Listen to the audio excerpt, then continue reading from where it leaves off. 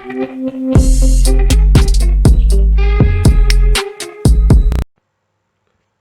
and welcome to Gaming Sundays. Today, the game that I want to review is Life is Strange. Life is Strange is an episodic game released in 5 parts. It was released in 2015, that's when I first played it. I remember seeing a trailer for it. It was shared by one of my Facebook friends, and yeah, it was a trailer for the first episode of the game. And I thought, that's pretty different. I had a look into it. I realised it was the Square Enix guys who are the developers, or the publishers. Don't know the Entertainment are the developers. The publishers are Square Enix. I don't know the one of the main guys behind, well, not behind it, but one of the guys that were involved in it. Um, Certainly from a producer point of view, was David Cage, and David Cage is heavily involved in things like games like Heavy Rain, Fahrenheit, um, Detroit Become Human. So a lot of really good games. So that's sort of what piqued my interest. Like I know that if he's going to be involved and it's Square Enix guys and don't nod entertainment, this is going to be something that's going to be it's going to be interesting. So I took the plunge. I bought it when it came out, the first episode. Normally I don't do that. I like to wait, especially with games. I'm one of these people that like to wait, gather information before jumping in, but this time I just went straight for it. So it's quite uncharacteristic of myself to do that. So when the first episode came out, I think it was in January 2015, maybe the end of January, 30th of January. Played it, really enjoyed it. Couldn't wait for the next ones to come out. Um, the plot for Life is Strange is quite convoluted. It's like I say, it's because it's based over 5 episodes.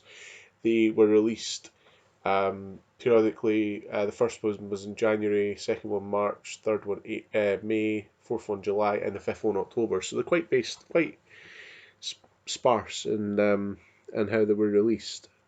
Um, the main protagonist is the girl that you play in the game in the movie game. The game is called Max Caulfield. She's an aspiring photographer, and she goes to a school in America. Well, in America, it's in Oregon. It's in this fictional town of Arcadia Bay, loosely based on the if you've seen the Goonies, the town Astoria. It's also in Portland, Oregon. Seaside community fishing sort of town. So the school that she goes to is quite high end. They've got like dorm rooms and stuff, so that's where she actually stays. And in the first episode, we learn about who she is. Um, and it's the genre of the game is a thriller sci-fi sort of thing. So there's a lot. It's based around time travel, butterfly effect, and all that sort of thing. So as you progress through the game, um, you've got like a choice indicator. So every choice that you make has a consequence on the overall ending of the story, which is really cool. Which is what we've seen a lot from David Cage. From his first project, Fahrenheit, and also Heavy Rain, and later games like Detroit Become Human. Like a lot of the actions that you take in the game, will affect the outcome. The cool thing about Life is Strange is that the main protagonist Max has like time travel abilities, so she is actually able to rewind time and change her first choice if it isn't particularly one that she wants to go through with. If you're like as you are playing the game yourself, you'll do something and maybe it's not exactly how you wanted it to be. So then you can go back and change the decision that you first made, for a better outcome or a different outcome. Sometimes it's not always better. Sometimes like like this game gives you some choices that aren't always black and white. One thing will affect you in either way, and you sort of have to make a conscious decision of what would be the best thing to do in that circumstance. Without giving too much away, spoilers and so on. The other main character is Chloe. That Chloe is the name. The other main character, Max's best friend Chloe. Childhood friends who they grew up with each other, then grew apart. Max moved away to another town. She came back for her schooling, her final school years, and that's where we meet Chloe. Chloe is the sort of like anti-Max. She's very different from Max. So Max is quite into her studies, quite into learning and chilled out, really sort of sweet, type of girl, hipster sort of thing. Whereas you've got Chloe on the other hand, who's like a big punk rebel type girl who dropped out of school. She smokes weed. She's disrespectful to law. She doesn't care about anything. She's very sort of rebellious, and that's the cool sort of thing. So they two together have go on this journey, um, and the journey is so not spoiling anything, but basically Max has a sort of a premonition that the town will be destroyed in 5 days by a hurricane. That's why it's based over 5 episodes. So you actually play 5 different days, and each episode is a different day.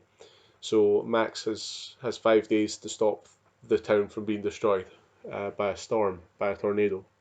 So that's really how it goes, and she's got a lot of choices to make. As a player, you have a lot of choices to make throughout these 5 days. You know who you interact with, what you say to different people, really does affect the ending of the game.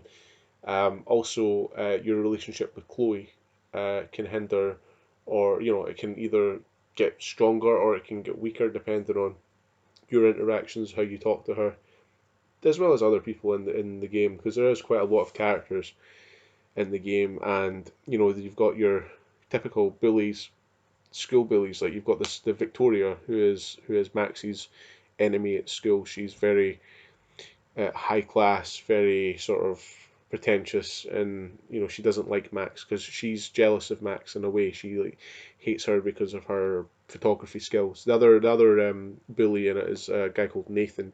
Nathan is the son of a wealthy landowner from the town, and he gets away with a lot because he's a typical rich kid.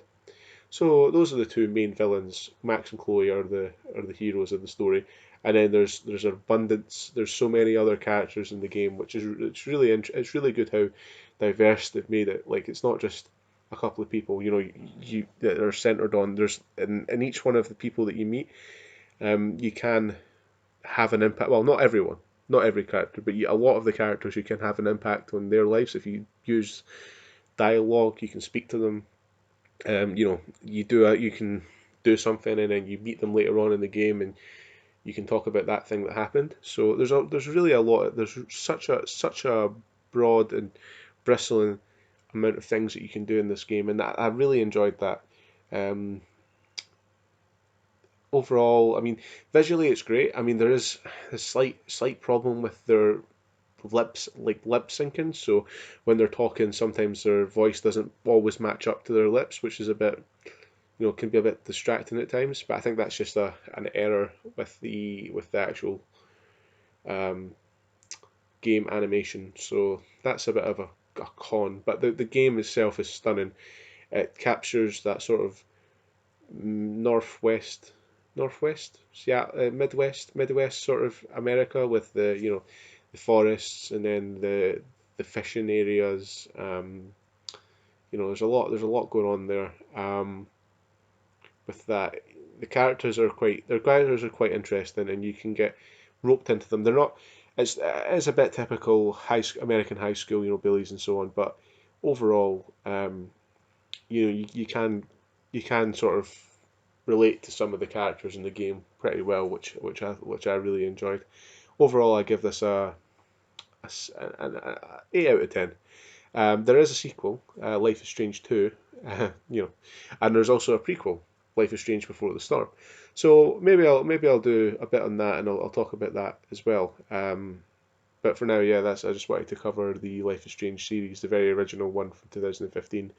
Of course, of the 5 episodes, and I would recommend this game. You can play it on it's pretty much on every platform. You can play it on Steam, PlayStation 4, Xbox One, even older, PlayStation 3. You can play it on anything. So I would definitely give this a go. And it's also free, I think, on the PlayStation Store, the first episode anyway. So, yeah, give that a go. Cheers. Thanks, bye.